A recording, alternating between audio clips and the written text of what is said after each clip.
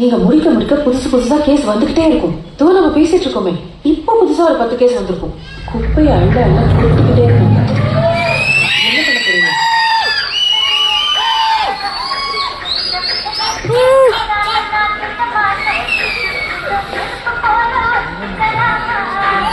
அண்ணா நான் கிளம்புறேன். பாய்க்கா.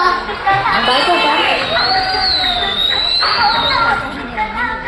சார் கடை க்ளோஸ்.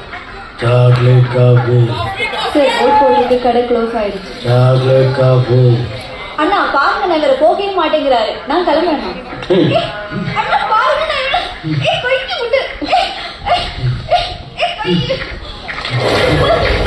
அண்ணா இவர் துப்பா. Chocolate coffee.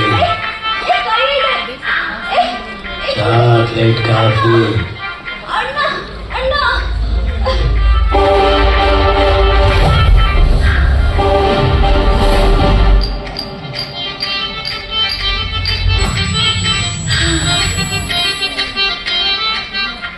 தங்கச்சி சாரிம்மா, லென்ஸை போட்டு தலை தான் வலிக்குதா?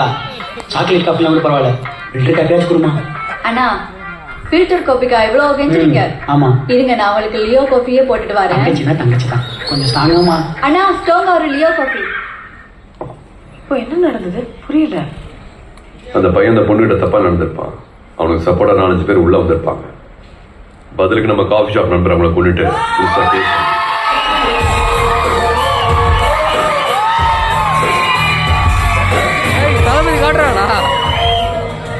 அவன் கொலை பண்ணல. ஸோ இப்போ அந்த கேஸ் ஃபைல் ஆகாதுல்ல? தப்பு நடந்தா தானே கேஸ் வரும். என் எல்லையில எதுவுமே தப்பே நடக்காது. புதுசா எந்த கேஸும் வராது.